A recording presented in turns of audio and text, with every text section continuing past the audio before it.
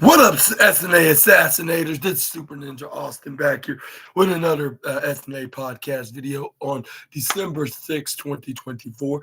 And this is the wrestling news for you all today. We're going to be talking about the wildest and intriguing news stories and rumors that you assassinators need to know from in the world of professional wrestling. Starting things off with Logan Paul, says he attended WWE Netflix media shoot and felt at home in his gear. Logan Paul, knew he was good at wrestling on the first day. On the most recent edition of his Impulsive podcast, Logan Paul and his co-host Mike was it Megalet podcast in the Mike my podcast were I say podcast. I mean, Mike Whitlack were chatting about some recent advice from John Cena about how thoughts of comparison can be a thief of human joy. The conversation dove into how people should figure out their individual strengths and focus on them instead of comparing themselves to other people. And that is absolutely true. And Simon got this term from because it's from the 16-time world champion himself. And um,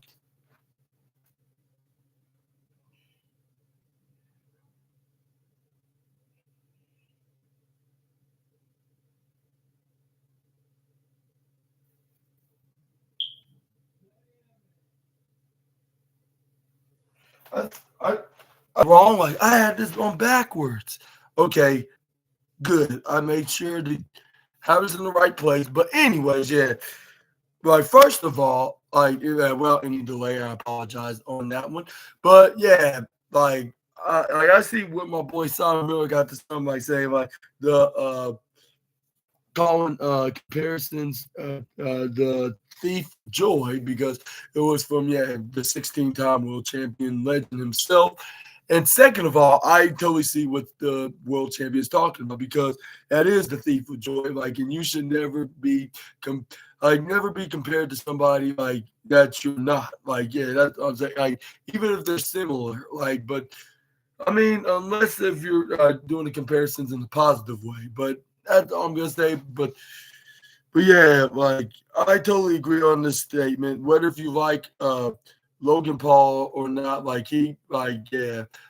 totally agree with him and John Cena, whether you agree or disagree. But you gotta honor what they just said, onto this statement. Logan Paul learned it from Cena, and he is agreeing we're everybody's their own person, and they shouldn't be, but everybody shouldn't be treated like anybody else. They should be treated like themselves. And and people should be themselves and not try to be anybody else. Yeah, I think I go on that statement and on that note, and also Paul then responded by saying that he feels that way about wrestling, recalling the feeling when he stepped inside a ring for the first time. This is a great, and then this is what he said during this podcast, his latest episode of this Impulsive podcast. This is a fudge unsweetened chocolate kiwi killing note. That is such a good note. That's a hard dude, for a lot of people, to figure out what they are really good at. But it's it right now. Yeah, that's what I'm doing because I've been kind of so that I don't do the stuff I'm good at, bro. the moment I put my foot in a wrestling ring, like literally, I'm like, oh, like fudge unsweetened chocolate kiwi killers. Like I'm good. I am good. We were shooting at. Oh, Paul went on to reveal like that he took part in WWE's Netflix media shoot like earlier this week. We were shooting that like thing yesterday. This was goofy, but I put like on that outfit, and I was oh yeah, like my wrestling outfit. We were doing this shoot. Like I put on my WWE outfit a couple of months.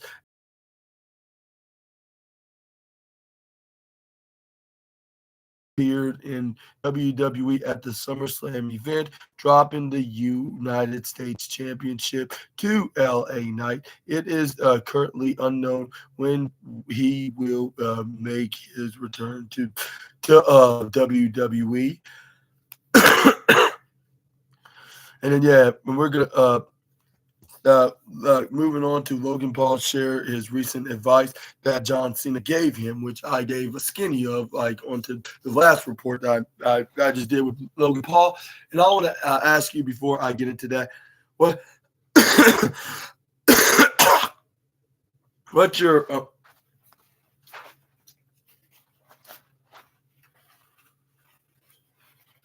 excuse me? Anyways, yeah, what is your opinions on Logan Paul's yeah, there's what's your opinions on Logan Paul's revelation of his experience in wrestling, and also when do you think he's going to make a return inside the squared circle, like which we haven't last saw him in 4 months when he dropped the title to LA Knight, which now like recently Shinsuke Nakamura beat him for that exact same belt just about 6 days ago. But let me know down in the comment section right down below what's your opinions on any of things I just said right there.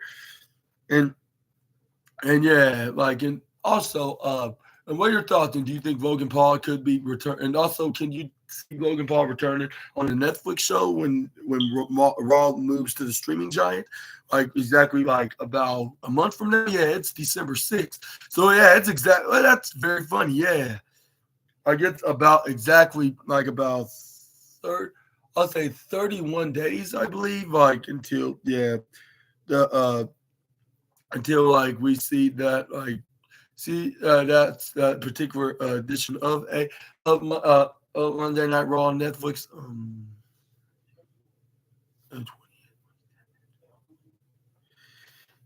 Yeah, I believe so. Excuse me for a moment.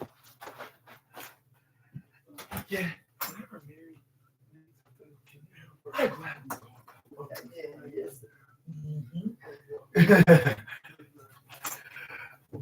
But yeah, I think it's about how many days?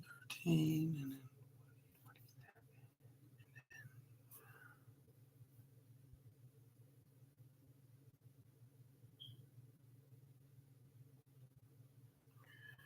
I'll say 3.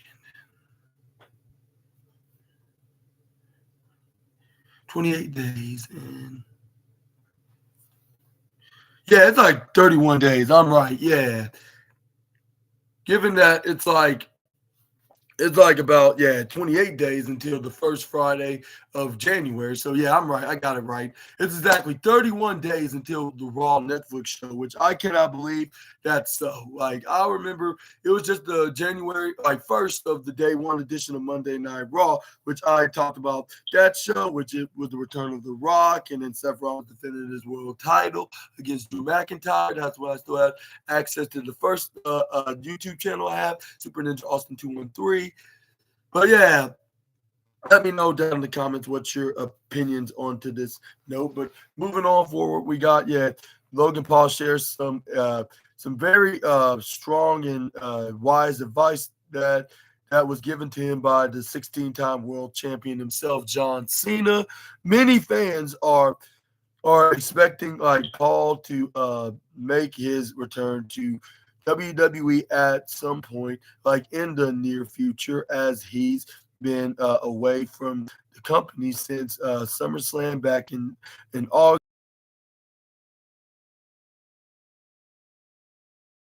His time away, it appears that Paul has been getting some solid advice from John Cena on the latest edition of the Impulsive Podcast. Paul revealed that John Cena like gave him a striking message about comparisons being a thief of joy. And yeah, like I said, like on the last report, like it sounds like not like no wonder Simon I always says that like comparisons like was the thief of joy, which I cannot disagree about that. Yeah, I could not disagree onto that statement. It really is the thieving term like the of yeah positivity and like of human joy like yeah like because you should always be yourself and you don't have to be like be on to a certain degree level like where somebody where anybody is yeah like because yeah like if like you have to be yourself in order to have some happiness like I'm saying like in a messable way, like like in this like a motivational way, like you be yourself and do things and you do things you're like do things like you would want to do and not feel the pressure of doing it. Yeah, but anyways, another thing like another thing that Jake Paul has lived by actually John Cena told me as well randomly like I shot him a text like about something and he told me this comparison is the yeah I shout out to Simon Miller for being inspired. Anyways, like I've never really understood it, like, and I still don't think I fully understand it, but it makes sense to me because I'm realizing like something about myself, like, and that's like I do compare myself in the sense that I'm competitive. And yeah, you shouldn't do that because like yeah, that's what takes that takes the fun out of joy and positivity. Like and also like your and your ambitions of doing things in life. Like yeah, like if you compare others to your what's that called? Yeah, yeah. Compare yourself to anybody else. But what if they're similar or not? Like that just knock you off your motivation. It knocks you off your positivity. It removes all your good. Your all your good thoughts as a human being in general as well. Like so, you should never ever like try to be like anybody else that you're not capable of being. And but I would, in my opinion, I think if you're trying to make a good comparison, if you're trying to make a comparison, it should be something that's in a positive manner, not when not like when it's used like to trying to use to trying to look better than anybody else, like or or trying to keep up and trying to make a competition to or even trying to make a competition onto others that you're trying to compare yourself with. But anyways, yeah, like but anyways, like I use it like as fuel to motivate me to do better, which has which has always worked for me. Yeah, that's the best way to use it for. Like if you're thinking about in a motivational mind by saying if they can do this, so can I. But anyways, like like but I'm also wondering if maybe it is the thief of joy, I'm not sure in that way, like, but anyways, while I am reaching these pinnacles, and I like happy doing, but I like happy doing like, am I doing this because I find it motivation like inside me, or did it come from an external source? Also, does it matter in question? That's probably yet to be answered, especially at this time. But yeah, what are your thoughts onto this? And do you think that Logan Paul's making comparisons to with others, like especially wrestlers, like in a positive way, or like as a motivation, or do you think it's hearing everybody else trying to, with everybody comparing him to somebody like a John Cena or The Rock, like, and that's with making him like think in that way. But I think like if he already had a general passion with wrestling, I think there's nothing wrong with this version of comparison as long as it's in a positive direction and not in nothing negative or trying to make yourself do something that you're not sure if you can even do. Like yeah, like don't do it unless like unless if it's your dreams or something that you're good at. Like I mean that's both. Like something that you're good at and you dream and you can make it into reality. Like yeah, but let me know down in the comment section right down below. But yeah, I see why John Cena yeah have that term of about that. But I'll say I think he was talking about like what I explained it to be like if he gave me some advice like that, like I see what he's talking about. I think Simon Miller probably think what he was referring to when he watched that latest episode of the Impulsive Podcast. Maybe I need to start watching that because I be getting a lot of stuff from him, like on these articles, like that I talk about in these wrestling news. Like, what if he's in an interview with Hulk Hogan? What if he's in an interview with John Cena? What if he's in an interview with The Undertaker, Roman Reigns, Randy Orton? Like, I need to start watching these Impulsive podcasts because they're very interesting and as hell. And if I'll say if my dad was here, he'll probably be saying the same thing, like because he was somewhat of a Logan Paul fan, like, and he'll probably say, like, I'm surprised you're not watching this guy, like, given that you're doing this YouTube stuff, like, I would have probably expect you to do something like that.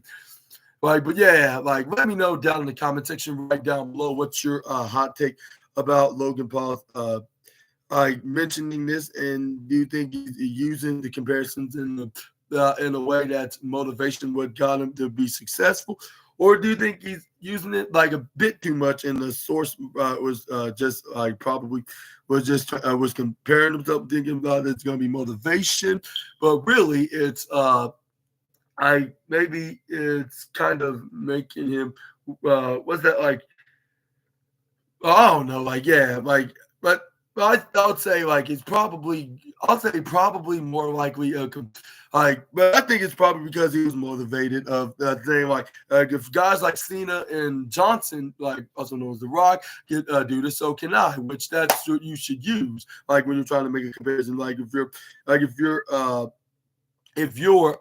what's it called if you're trying to be a better person and you're trying to go with your dream job, you should like take some advice from the legends and the veterans that are in the industry of that particular business.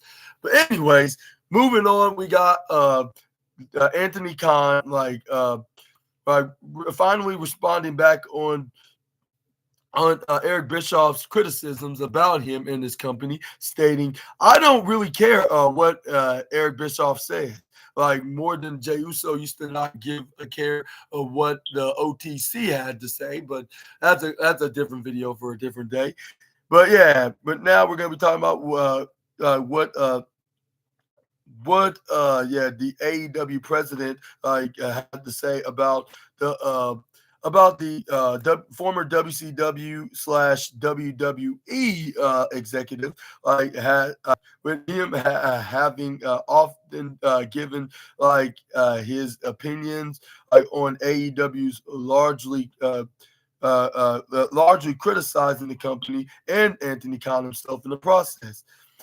Bischoff recently stated that there is no hope for the company, and that that nothing is going to turn the company around. Which that's probably like a huge disagreement for huge which that's probably going to be a huge disagreement from your Ninja Assassin on YouTube, given that like what they have been doing, and I'm have some considerations of thinking like what is exactly is what's the name Erickson Bischoff is even talking about right now, unless if you haven't been watching the product like fully, like or you have a different opinion about it, and maybe it's best for him to not watch. But anyways, like recently stated like that there is no hope like for AEW, and that nothing is going to turn the company around. Like AEW ratings and attendance like have decreased like over the last year. I mean that you gotta cannot disagree on that part. Like maybe they're not having the highest ratings or profit like of that selling they're selling out buildings, and maybe they should get some small venues if it's just a small show. But if it's a big one, that's when they should have the big venues. Like for an example, like they're having this big special pay-per-view like edition of Dynamite. Winter is coming this coming Wednesday, and it's gonna be at the best city, which I'm gonna be talking more highly praised about that in a later video. But yeah. I keep like if you want to have a like instead of like any like whenever time they come to Kansas City, like they have that they go to a smaller venue, which that's the Cable Dahmer Arena. Like then they but when they have a big show like this, then they go to the T-Mobile Center, like in, right downtown of Kansas City, Missouri. So yeah, maybe they should consider and could lead by this example. Like they should save their big buildings for their big shows, and then their smaller shows in smaller venues. Like that's one thing I would give Eric Bischoff. Like he was right on that one. But anyways, but the company just signed a multi-year extension with Warner Brothers Discovery that will keep AW programming on TNT, TBS, foreseeable future, and debut on Max like as a simo cast in January. And speaking or appearing more likely on KNC Masterpiece, Anthony Khan was asked like why he thinks like there is in an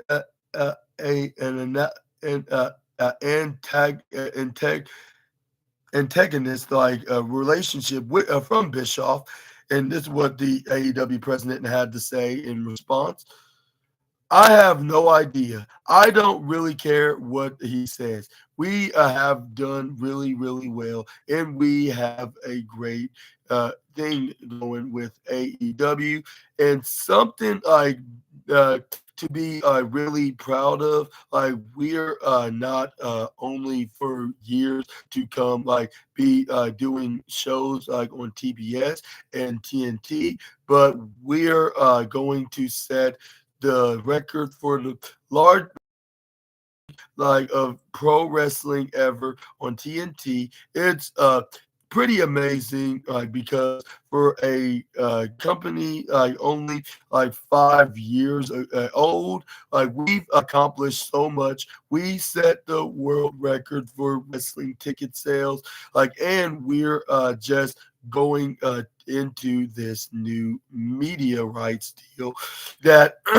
it is historic, and it hasn't even kick in yet. Like starting January 1st, every week you can watch Dynamite still on TBS, but we're going to be live streaming on Max, which is a top streaming platform. And I think like the best streaming platform we're going to have, like AEW, like every Wednesday night and every Saturday night on Max. Like in addition, like to TNT, it's really important for us, like because like cable is like massive and massive for sports and wrestling. Like TNT and TBS are staples like of cable, as Eric himself knows like very well, but it's really important for the future to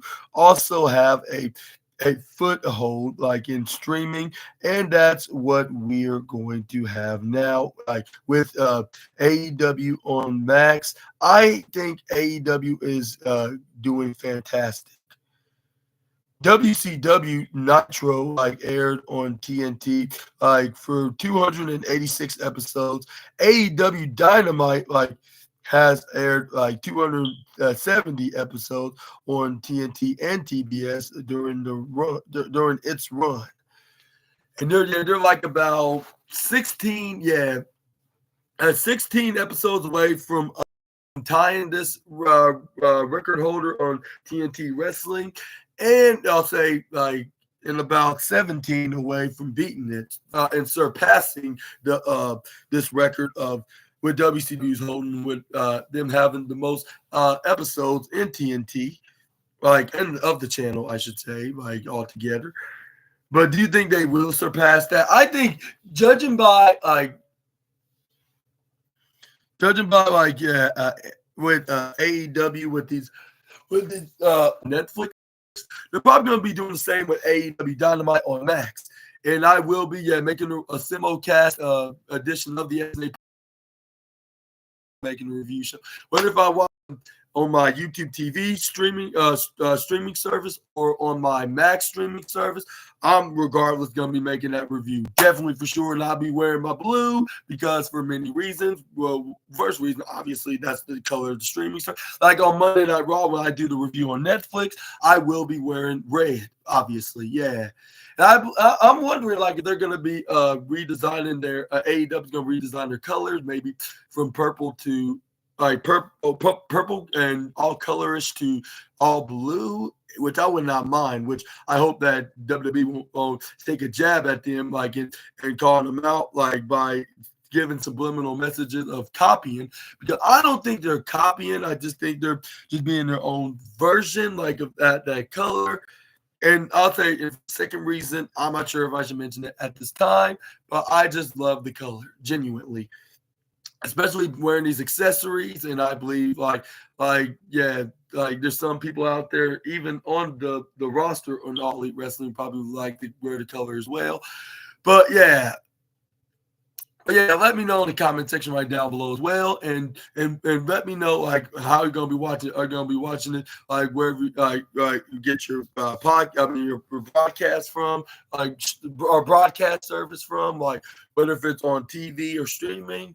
Like and if you're watching it on either Max or YouTube TV, like your favorite Super Ninja Assassin, just let me know about that as well in the comment section right down below. But yeah.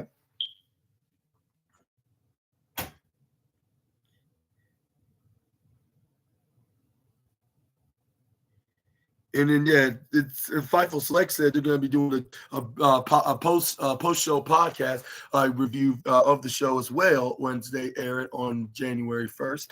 We're knocking out hard way. I'm just counting out all the days. I just wish WWE was all on Netflix here in America, but it's probably going to eventually will in the next 5 years. But in the meantime, Raw will probably be fine.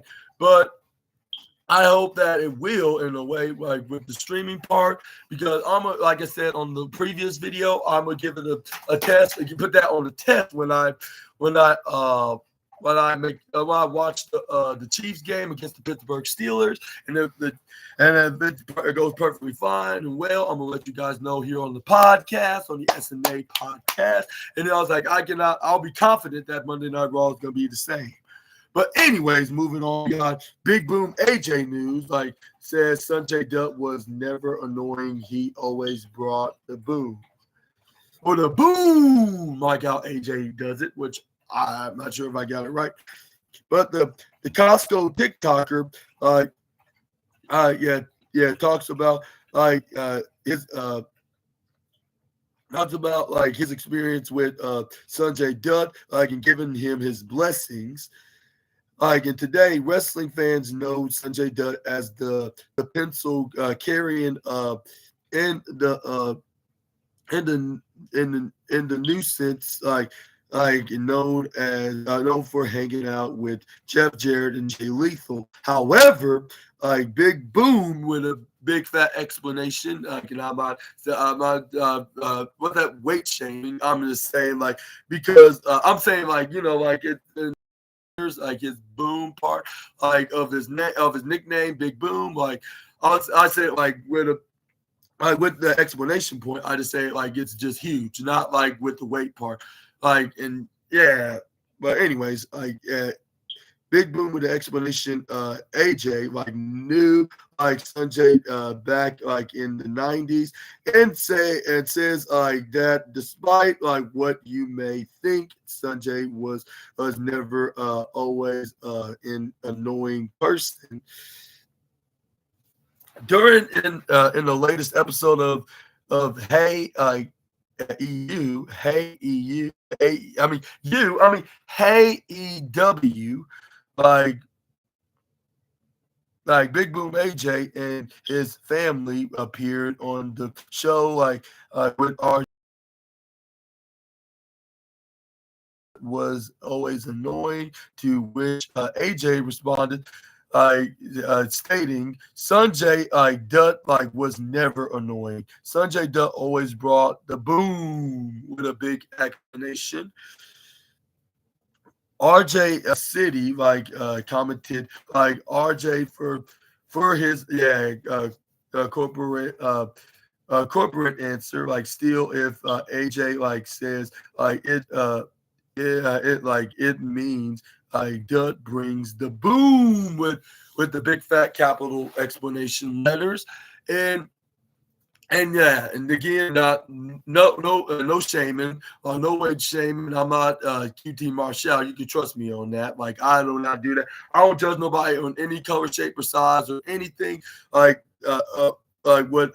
anybody desired to want or have, or who they were born as, or whatever. Yeah, no judgment here on the SNA podcast. My point is, but anyways. But I don't think, Big Boom, is little off weight. I think he's buff and tough and huge. Yeah, like when it comes to physique wise, like in this industry of wrestling, and when I kind of saw the highlights of his match with QT Marshall, I'm impressed. Like I'm surprised he didn't. Nobody gave him in some kind of a wrestling offer with his talent, because he's kind of like his own version of name it like a Mark Henry or what's his name? Or Keith Lee or Big E, like one of those Powerhouse Hobbs.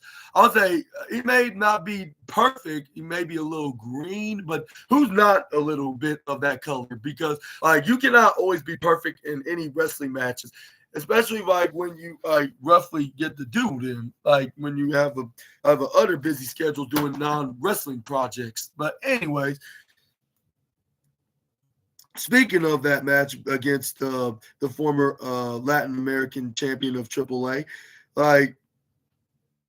he recently wrestled QT Marshall about almost 2 weeks ago, and elsewhere in that same appearance on the latest episode of Hey EW, AJ explained why he left the professional wrestling business, which we're gonna find out right here. And I want to ask you this question before I get into the next.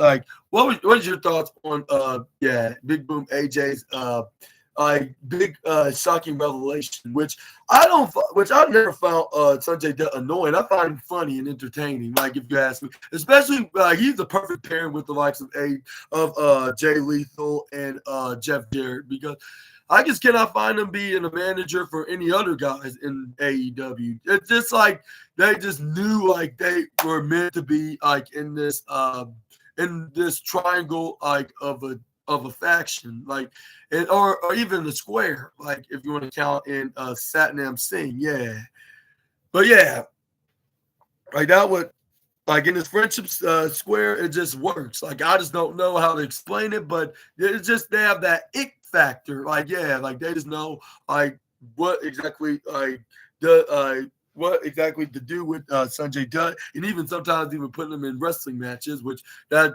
very fun and comedic idea that should occasionally should happen every once in a while. But but yeah, moving on, we got Big Boom AJ explained his original uh, reasons, like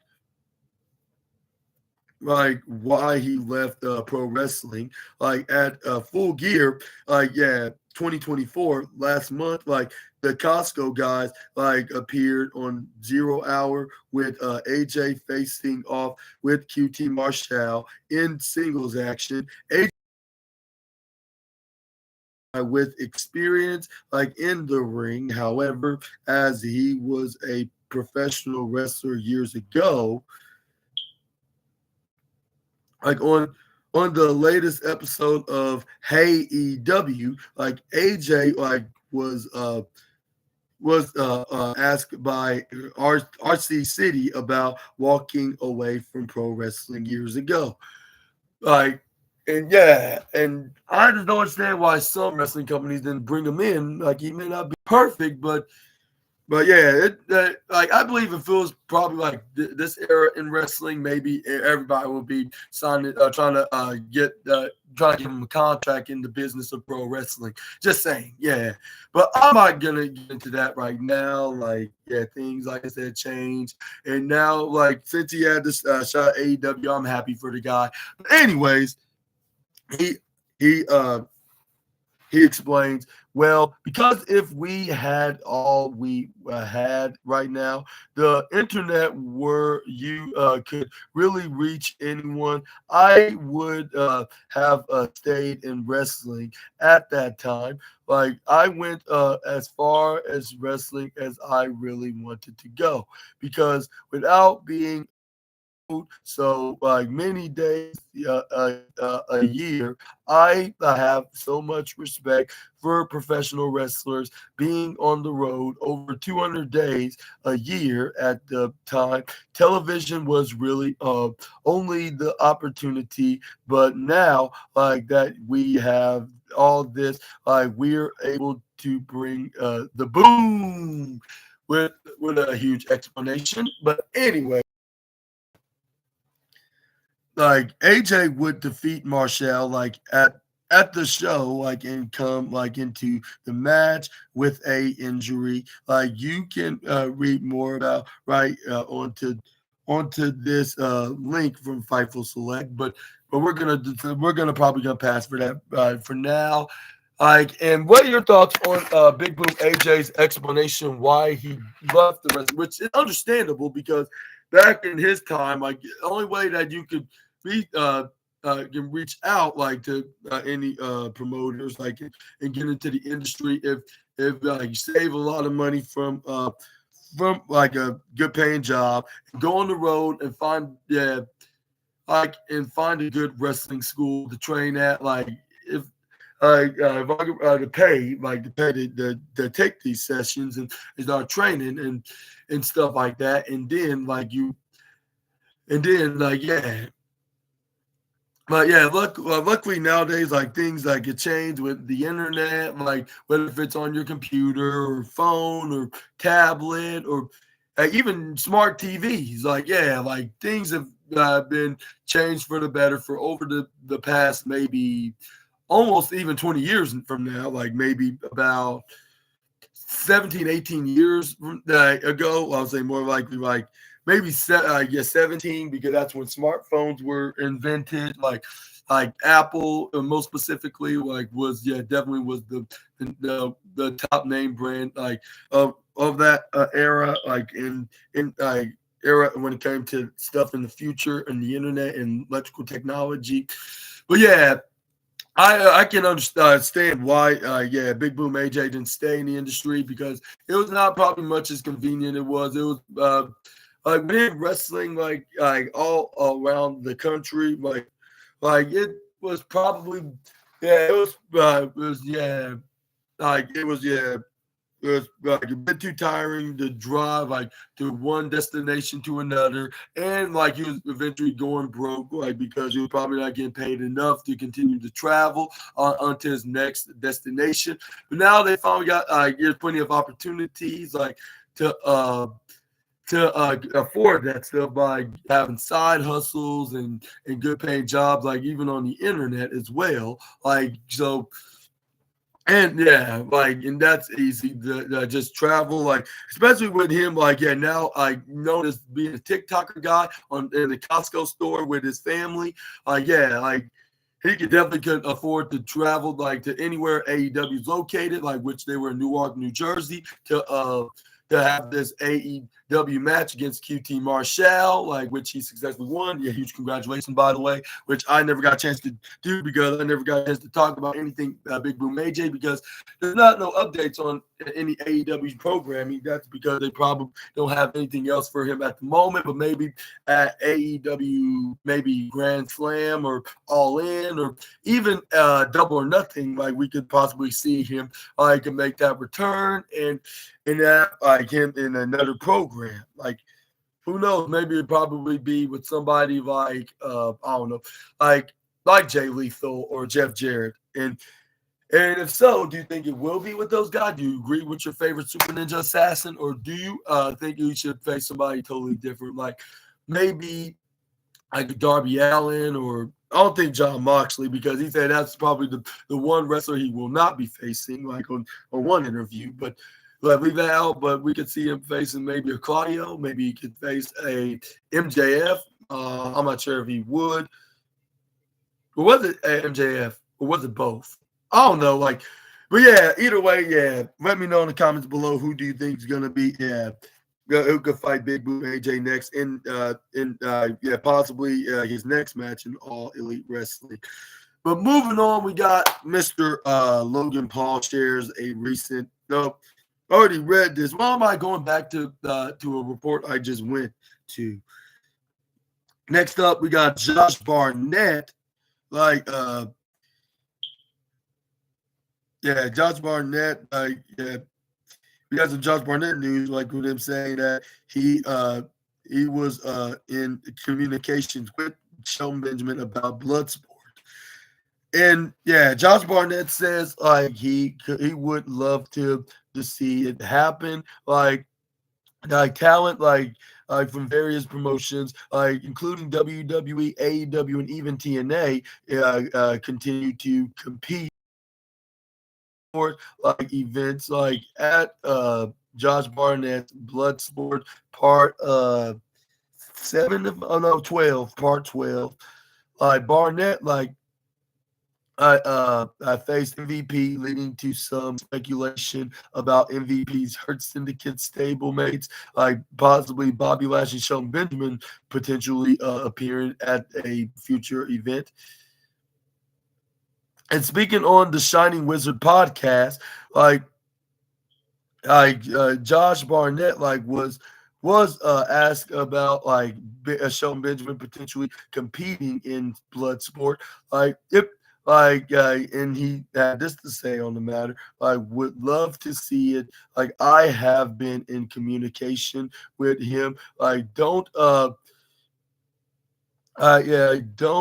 like, if it's I'm not sure if it's gonna happen, but you never know. Again, another person, like I have like a high opinion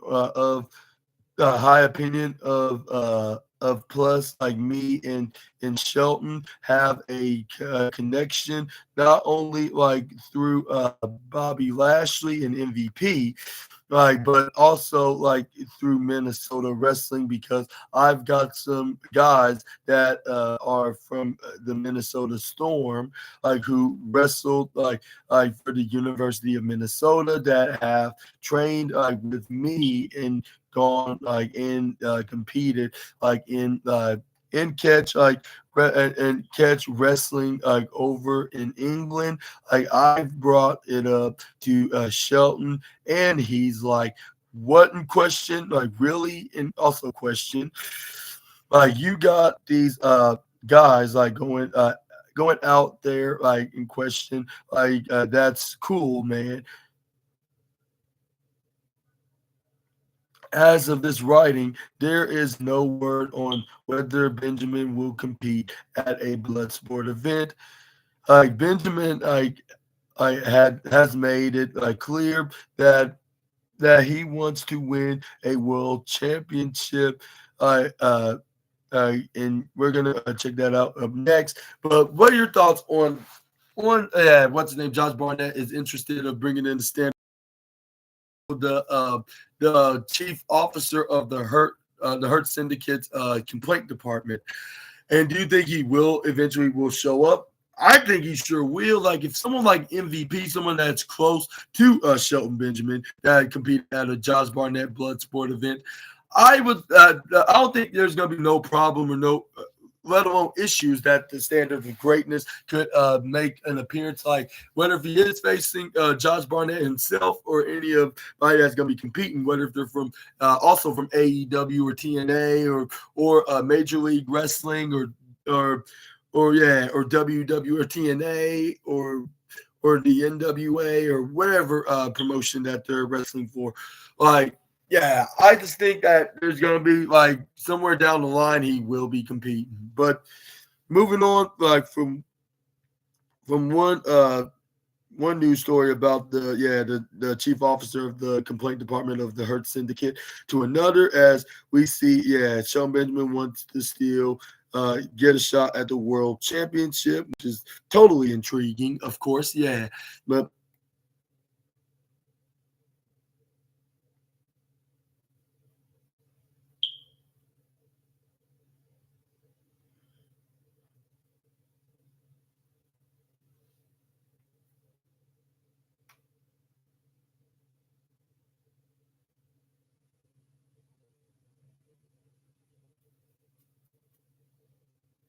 next up, we got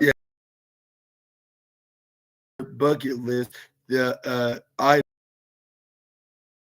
like in his wrestling career, winning a world championship.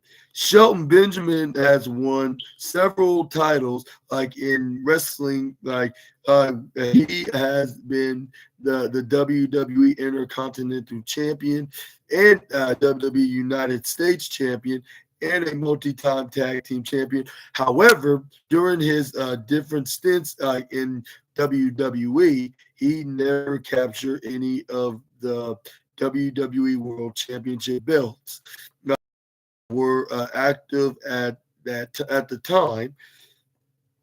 Now, like he is starting fresh in AEW, alongside MVP in the Hurt Syndicate, but still desires to become a world champion.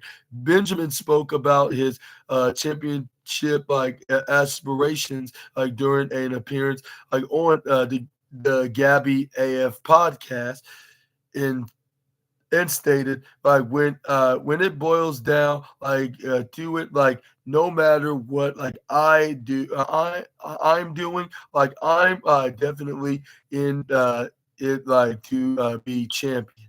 I also get it, like sometimes it's not your time and the story is not about you, but no matter what I'm doing, I'm in it too. I'm in it to win championships. Like any title, do I want it to be centered around me in question? Like that can easily be answered by himself. And yes, like I love the spotlight. I always I wanted the spotlight, but the people in charge have different plans. And when you're working for WWE, like you go with whatever their plan is. That's okay. Like I can accept that. Like make no mistake. Like I still want a world championship, and I want every accolade. Like I can stack on my resume. Like I on my resume there's Like I want to be a champ. Period. Like Benjamin, was once known as the gold standard. Like now, like that, he is MVP's standard of excellence. I guess that he updated his nickname, or maybe huge mistake by calling him greatness.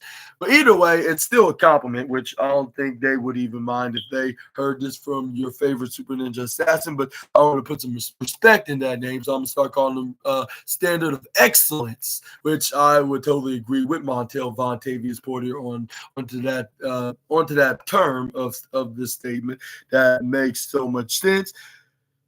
But his eyes are set on gold again. Like first, he has to defeat. I mean, but first he has to go defeat like probably some of the former world champions, and start to continue to defeat more guys. And but unfortunately, he lost to one particular former world champion, which is for Strickland about a month ago. Like, or no, it was I think it was. I know it was a Fight Night edition of Dynamite, which I did made a review on that. Make sure to check that out. But do you think we could see Shelton Benjamin be a world champion, regardless on his age, which I don't think Anthony Khan would not mind, see, no, I don't think he even care what I don't think he would even care what his age is like he said he even made Chris Jericho the Ring of Honor World Champion, and he's like about 53 years old, or 54, well, about to be by this month. So yeah, like if he can make Jericho World Champion, even though he has experience from every promotion he wrestled on, including the other company, which is WWE, which he held the mass majority of his belts from. But yeah, if he could be world champion in All Elite Wrestling, you damn sure, as long as there's a story right there mixing into it, and if if Shelton Benjamin looks convincing, with him being more dominant rather than being the guy that usually get defeated, being the sacrificial lamb for Bobby Lashley, in typical fashion, with one of the teammates on a faction is the guy that's the punching bag rather than being the more dominant guy. Even if he does take L's, let's hope it will make sense into a rivalry, and only just every once in a while, not all, because even too much I think could be a bad thing as well, which I don't think there's anything good about losing. But yeah, I sure hope that Anthony Khan does see Shelton's talent in a way that as a world champion, and then show the other company, which is WWE, what they missed on. It don't matter he's getting older, at least give him one good world title run, and I don't think everybody would mind, because everybody be all in for it. No matter if he's almost 50 years old, at the age of 49, he's underrated talent. He won so many belts except for winning a world champion in WWE. I just didn't get what was the management at the time were thinking. And I kind of don't get what the management is thinking right now, letting him go. Well, I wouldn't blame the man. I'd blame the new company that bought out WWE, and that is Endeavor, because there was they had to get do some little bit of budget cutting, to merge both the stock of UFC and WWE into one big one called the TKO Group Holdings. But that's different. That's a different subject for a different day. But my point is, I just don't get they would let him go, and without at least giving him one world title run like they did with Bobby, which I got it hand but it was what Bobby would say, it was under the Vince McMahon era, but that's probably the one thing he probably did right, with Bobby Lashley's run in WWE, though. Rather than but other than that, he's been in some very silly angles, with him and the sisters, and then him in this love triangle with Lana and Rusev. But yeah, but let me know in the comments below, perish those thoughts, what I said about Bobby's very much uncomfortable topics to talk about him in his run, in the second run in WWE. But moving on from one AEW to another, because we got Mercedes Moné news now, as she reflects on her match against Kristen Statlander at AEW Full Gear. And the CEO reflects on facing Kristen Statlander at her latest TBS title defense against her at the from the pay-per-view from 2 weeks ago. And she successfully defeated the TBS title. Like, they battled back and forth in a match like this. Went nearly 20 minutes. Like, the match drew plenty of praise from fans, like both in the moment, like, and in the aftermath of the show. Yeah, absolutely. Probably the best. Like, you're not trying to put down Thunder Rosa and Britt Baker's match from like St. Patrick's Day in 2021, or their infamous steel cage match like later on in that year. When was that match? Yeah, I think something like that, or was it? No, it was. I believe it was the beginning of 2022. Yeah, but yeah, not trying to. I think that was really good, but it's just that unfortunately, it got surpassed by this match on Full Gear between Kristen and Mercedes. But anyways, let's move on, continue. But yeah, and on her latest edition of her Monet Mag, Mercedes Moné discussed her match against Statlander, like writing, "Wow!" in explanation. What an incredible night at AEW Full Gear!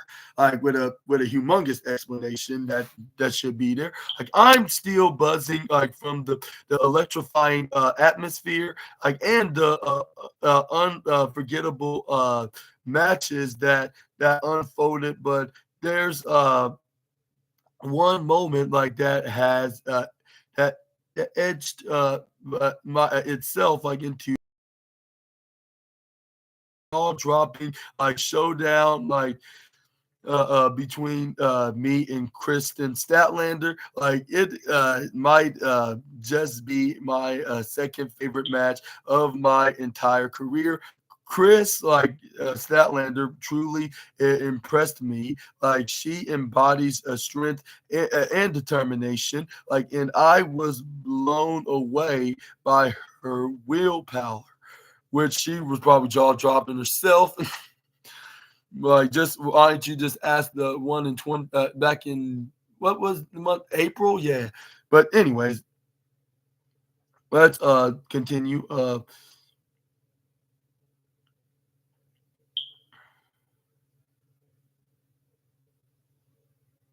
But yeah, she brought like everything stops.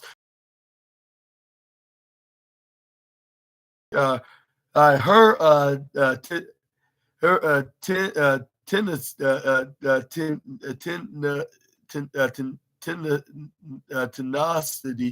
tenacity like was something like to behold.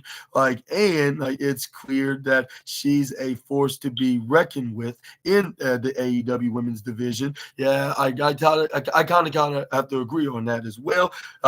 Despite with her doing her evil crimes. But anyways, and while I've always said like that Willow Nightingale is the heart and soul of our division, Kristen is undeniably its strength. Like, she pushed me like to my limit. Like, in a way like that made me like appreciate her like talent even more. Like, the energy in the arena was electric as the bell rang. Like, and I could like feel the anticipation build with every second when the announcement came like through. Like, and still with over 10,000 fans like on their feet chanting AEW. It was pure magic. That moment felt like a culmination of everything I've worked for, and like the roar like of the crowd was a a symphony like of support that I'll never forget, and I never forget. Like and Monet also commented on the length of her match with Statlander, and she said she knew that they were creating something special. She noted that she was excited to make more magic with Statlander in the future, and she thanked the fans for their support. And what are your thoughts on to that match at Full and Kristen? And but yeah, seriously, do you wasn't that not a great match? Which most of y'all probably would agree. But do you think that was probably the greatest AEW women's match? I think it's so myself. Yeah, because this was probably the overall best and maybe even the greatest women's match in AEW history, and maybe the best match of both Kristen Statlander and Mercedes Moné that they ever had in their careers combined. But yeah, and do you want to see a part two of this match? Maybe this time, maybe next time around, with one of them being the AEW Women's World Champion, which I sure hope that it's going to be the CEO that's going to be the champion, like she was. Well, I mean, like she is right now with the TBS Championship. It might not sound like if she's no longer the TBS champion, but hopefully that's not a jinx maker. But anyways, yeah, let me know down in the comment section right down below on what your thoughts onto this note. I do think that it should happen. Yeah, this match should happen again. But I think genuinely, this should happen. Whether if there's going to be a title on the line or not, because it's just something, yeah, very magical, pure magic.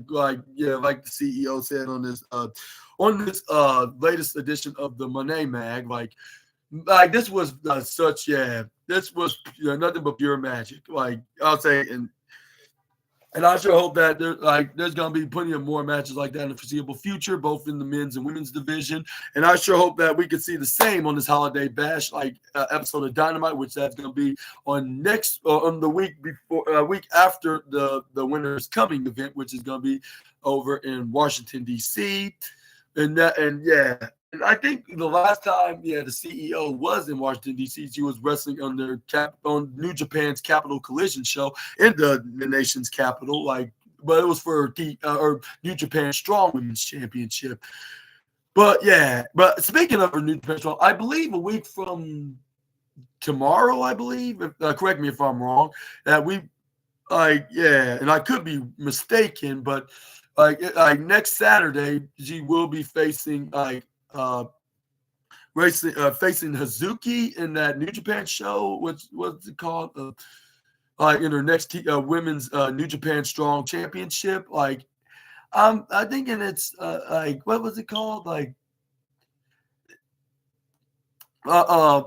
But yeah, but whatever the name is, it's gonna be in her cousin's hometown, which is the Big Nose Beagle. That's made out of mayonnaise, I guess you could say. Yeah, but yeah, some tells me he might make some kind of appearance in some capacity, but that's probably for a different video for today. But yeah, what are your thoughts on Mercedes Moné's reign as both New Japan Strong Women's Champion and TBS Champion? And do you think she's at her best in their reign as Women's Champion yet with both titles, or at least one of them? And if so, if it's one of them, which one is it? Is it the New Japan or the AEW TBS? Let me know in the comments down below. I'll say in comparisons, I'd say the TBS Championship. Because it just seems like it just what they call an afterthought championship. The way that New Japan has been booked the CEO, with all due respect to the Tokyo-based promotion, they look like they've been lacking of her defending that championship. Even though they only have the champions defend that title every once in a while, sometimes every other week or even every other month, or yeah, sometimes they may be lacking on that, when it comes to when wrestlers defend that title. But I mean, it's when you're doing less work, you cannot complain on that or argue about it. You don't have to worry about doing too much. You have to do too much working duties onto the promotion. Like it's a company that's more convenient that works on with like especially if you're wrestling on a totally different promotion. Like let's say for an example, whatever they're partnering with, whether if it's a major league or TNA or an AEW, like they're gonna give you an opportunity. They're going to give you an opportunity to finish your working duty. Unless you sign a full-time deal with them, then you should make every appearance. But the thing is, like, I'll say, like, it seems like there's some kind of delay going on. Like, correct me if I'm wrong on that. Like similar to how Rocky Romero made the mistake, like when he invited the CEO to participate in the latest CMLL show, like which it was like a minor show, like. But yeah, it was just a huge mistake because he overslept. Like you cannot really argue with the guy for making a huge blunder on that. Like and you cannot get mad. Yeah, like it was just a mistake, which I believe the CEO forgave him eventually, which was much more sooner. But yeah, but again, like, but my point is like maybe that New Japan should have her defend that title a little bit often. Like when there's like an American New Japan show, like what if it's in I don't know, like New York or Washington D.C. or California or Chicago or just name the cities that New Japan will be located at. Like they should have her defend that title, which. Like like some might say like she's just too scared of defending it and losing it. Like, whatever the some of the haters would say. Like, but that's not the case at all. She's waiting for when she's gonna be defending that title next. Like when they're gonna put her on the schedule. But like in the meantime, she's doing her working duties over in AEW. So she got multi reasons why she's not, and it's not an excuse. It's the simple fact of life. Like my boy, like y'all's boy L.A. Knight Hal would say, but moving on, we got what's his name, Trevor Lee, on Eric Bischoff's appearance in MLW, and say whoever can bring the most eyes is going to be great. Former WWE star Cameron Grimes, like now known as Trevor Lee, discusses Eric Bischoff's appearance in Major League Wrestling on Thursday, December 5th, yesterday. An MLB hosted a special on that night, Eric Bischoff's one shot, like the allowed like Bischoff to take a creative control of MLW for one night, only a little under 5 years after his last full-time gig in the business.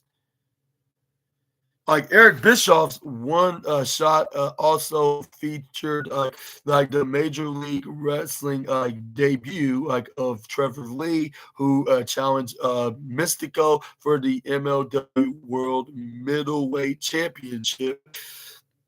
While chatting with Fightful for an interview that was recorded before the show, Lee talked about Bischoff in MLW and how he's hopefully bringing eyes to the product. He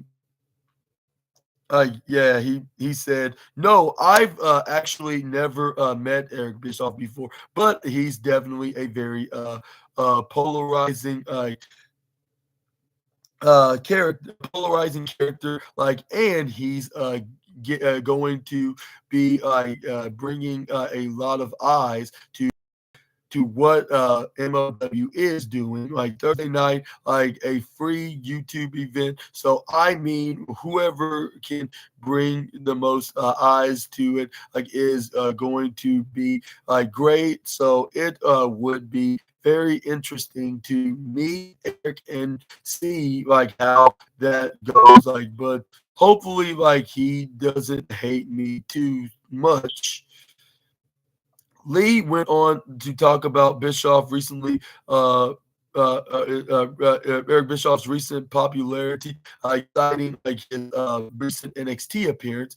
He added like, yeah, definitely like because like I hadn't really seen much of him in recent, and then he shows up announced for MLW, and then he showed up on NXT. Like what like I know what I mean, and question that can easily be answered. Like I guess he's getting around. He's getting around now. Elsewhere in the interview, Lee expanded his thoughts on facing like Mystico like in his MLW debut. Like you click on here.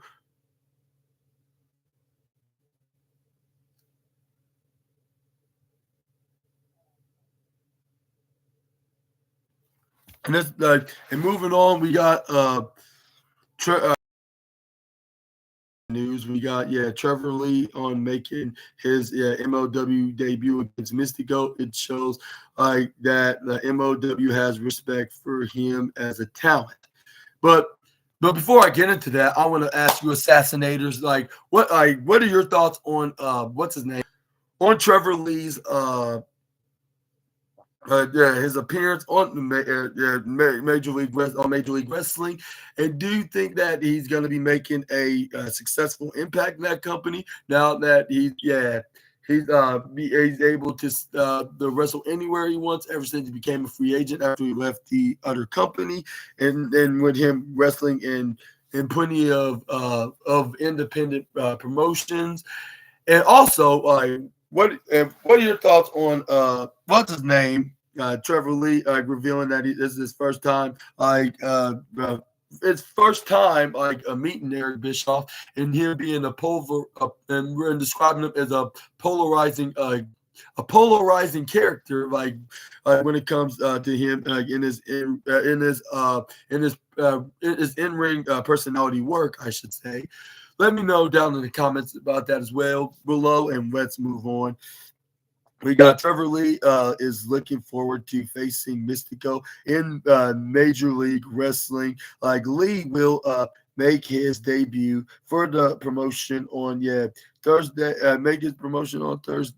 He may looking for in his look forward, like he was looking forward in his debut match against Mystico as he was fighting him for the middleweight championship, like at Eric Bischoff on One Shot event, and and Lee was originally set to make his debut like for the company, like at the Slaughterhouse like event, like in October in the match against Donovan Dijak. Like that event was canceled due to Hurricane Helene, and while chatting with Fightful for in the same video for this new video, jokingly said that he's glad that it didn't happen mainly due to the fact that Dijak is bizarre and a maniac. But this is what he had to say before the match on his interview. I really wish I had that answer, the answer for you, but that would be a better answer for my agent. So I'm not exactly sure who reached out, but I know that first match would have been incredible, right, me incredible, right, me and Donovan Dijak, what a match to debut and really show people what I'm capable of doing, because he's such a maniac.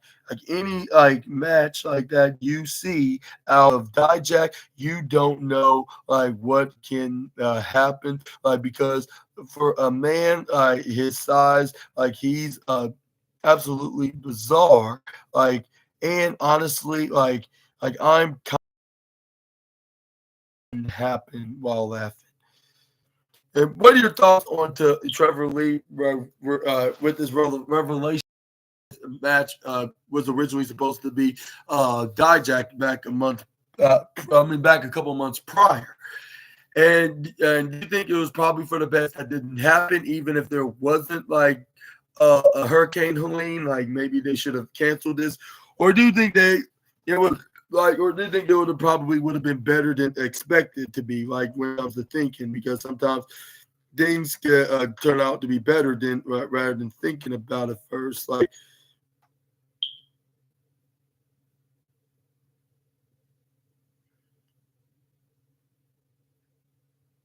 but we got we're gonna end today's wrestling news with Rikishi Solo Sikoa winning the WWE Championship in 2025. And I don't know about 2025. I can see him as a WWE champion, but I think, yeah, the father of the so-called new tribal chief is definitely going way too high on his heels and horses. But anyways, but yeah, Rikishi says it's Solo's time to eat. And Rikishi often shares his thoughts about the on his podcast. In addition to his comments about Jay Uso's booking, he was also made some bold predictions about another one of his sons, like Solo Sikoa. He previously said that he could see Sikoa being the one to dethrone the current undisputed WWE champion Cody Rhodes. And speaking on his Off the Top podcast, Rikishi discussed the men's War Games match at WWE Survivor Series and noted that while Solo Sikoa got pinned, it took several finishers to put him down. He went on to praise Sikoa for his his growth, not worth, growth. What am I even saying right now? But anyway, just get what the master of Stink Face had to say. Big shout out to Solo. I'm gonna tell you why Solo had to step his game up. Once the guy, the guy that brings all the banks in Roman Reigns, once he stepped out, and here comes Solo. There was a lot of pressure. Is he gonna be able to carry that weight in question? Can he carry the ball in question as well? We've seen the short amount of time, the growth of this professional learning, all he's learned, he was able to adapt into this Soul Sokoa role, and you can hear the fans online, he got heat so quick. It's because how Solo invested himself into this character of who he is. He's a made man. You put Solo up on a marquee. Fans are still gonna come because they still want to hate this guy. They still are not happy about this finish at Survivor Series, and who knows in question. People might think this is over because now Roman got the 1, 2, 3 on the tribal chief. So who knows where it's gonna go in question. That could be answered in the near future, as bloodline storyline continues. But anyways, Rikishi went on to look ahead to 2025. He shared his belief that Sikoa has been waiting his turn and working hard to protect his craft. the WWE Hall of Famer like stated that he saw like Solo Sikoa like winning the WWE champion in 2025. He added like it's his time to eat. Like he added while describing Sikoa's Sikoa like about his son Sikoa like that is his time to eat. He's been like out for a minute, like perfecting like the craft, waited like his turn, like waited for his opportunity. 2025, I see Solo Sikoa as WWE champion. But and yeah, and what are your thoughts? Like first off, like what are your thoughts on Rikishi's high praise about Solo Sikoa? And do you think he's doing a really good job? Like, is this so-called quote unquote new tribal chief, I guess you could say, character, like with him like trying to replace Roman Reigns? Which I think it is working. Like it does have me intrigued, it have me entertained, like and it has me hate Solo in this character. Like I'm saying, like when it comes to being well invested into this storyline, like with getting with him help Roman getting over with the fans, which that's what he has been doing ever since he's been the new tribal chief, like back in the SmackDown after WrestleMania on the post-show Mania, I should say, SmackDown edition. But yeah, like ever since he took over and kicked out Jimmy Uso to add Tama Tonga into this version of the Bloodline, I think he's been doing all kinds of successful job, like to show that he's like in the level like where Roman Reigns once was. Like, but yeah, at the same time, like I'm not sure if he's quite ready for that. And that's what leads me into the second question. Do you think that he will be a WWE champion by 2025? Like, do you think he's the one to defeat Cody Rhodes and not someone like Roman Reigns or The Rock or Randy Orton or Carmelo Hayes? Let me know down in the comment section right down below about that as well, which I think he is WWE Championship material, but I think that it should be waited until another year or two by 26 or 27. Yeah. Like before we could call, before WWE should make a quick decision of putting the biggest prize of the company on him. But yeah, and he's showing that he has main event potentials, I gotta admit, but I don't think he's quite there yet. Like he just needs some extra time, like to show that he's well material enough to be the champion and be the next face of WWE. But we're just gonna have to wait and see. Like, and I mean, don't get me wrong. Like, he could prove me wrong on that, and he can show that he is ready for that world championship. And I'm probably gonna have to take the L. Like, if he does, like, which I'm gonna probably prove him wrong yet again for the 5,000th time. Like my boy Simon Miller always does when WWE or AEW have something that's gonna be the complete opposite. Like one thing that's shocking that to show that they're not just catering to him or neither me as well. Like he's doing it for everybody in the fans. Like we can all agree that as long as it's some good entertaining wrestling, there's nothing really to complain about, which there really isn't. But yeah, I guess that'll be it for today now, Assassinators. Yeah, this is the end of the SNA podcast with the wildest and intriguing news stories and rumors that you Assassinators need to know.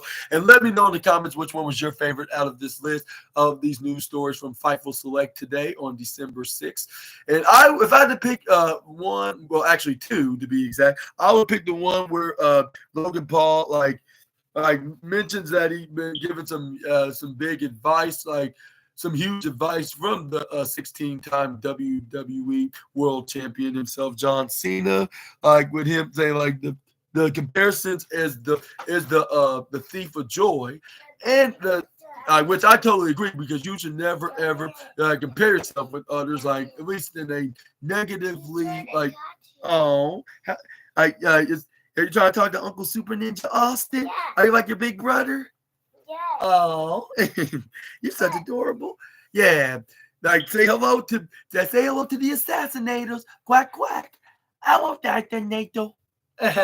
Oh, say hi to the little nephew Ducky right there, just like the big Ducky right here, the big nephew. Yeah, that's the entertainer of the SNA podcast. Yeah, I love you too.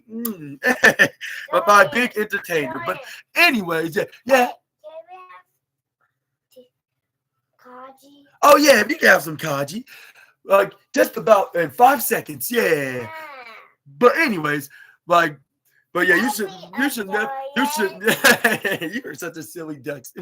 But yeah, but yeah, but I would give that match. I'll take. I mean, I'll give that number one of my favorite. But because you should never try to think that you should have to be like somebody else when you're yourself. Like in order to get some success. Okay, I'm gonna put on Kaji for you. And the second favorite news story of the day, I'll say is from the CEO Mercedes Monet when she on her Monet Mag digital magazine where she said that she her best this was her best women's match up to date, like along with Kristen was thinking the same as well, which I totally would agree on that as well, even though Kristen did powerbomb yours truly right to a table on Fight Forever, which I sure hope like when the next time they do have a rematch, we can finally see the CEO finally powerbombs her to a table.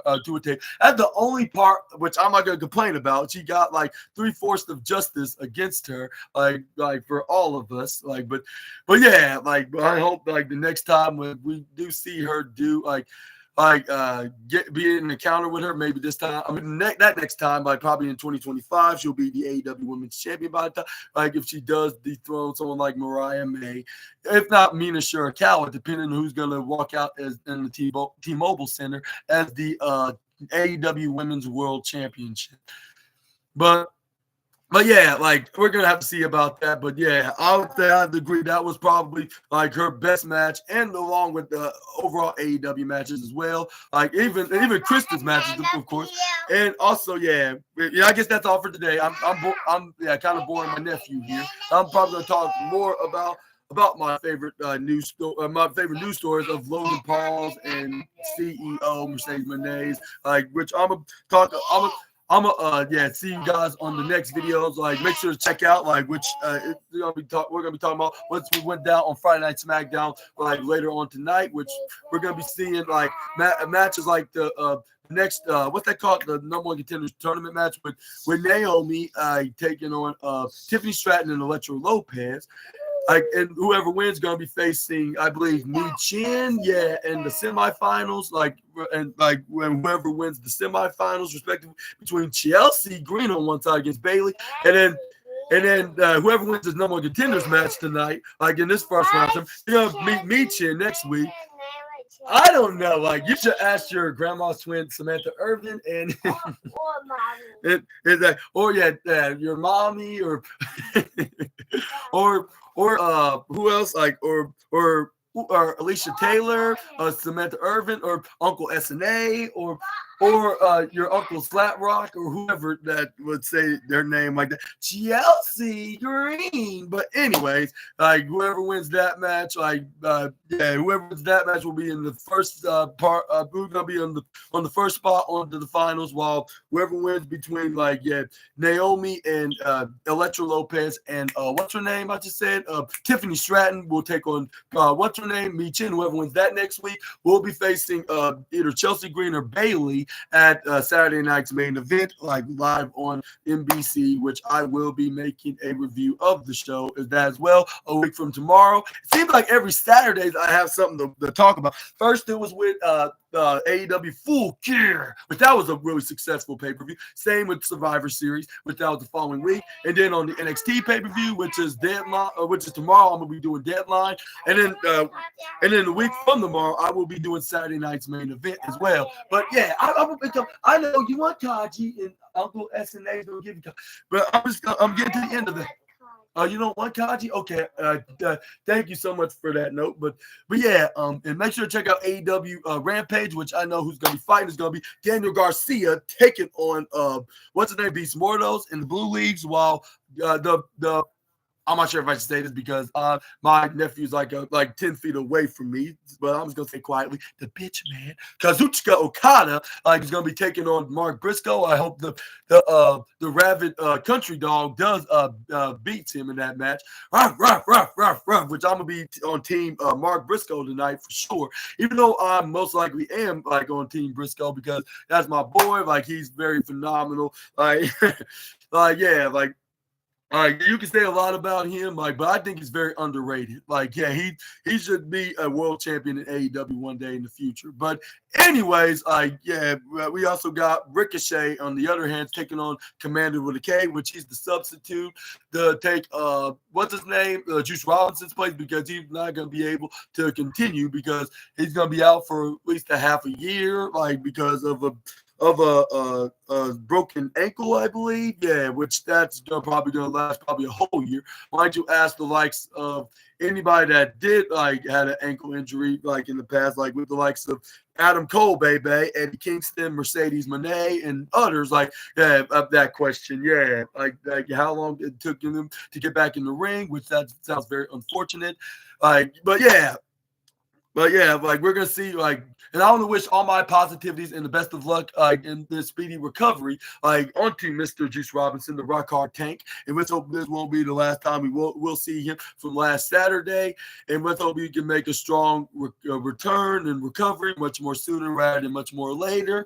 And yeah, I'll see you guys on the next video with some more SNA content. Until we meet again, Super Ninja Austin out of here. Y'all take care and have a phenomenal afternoon on this lovely Friday.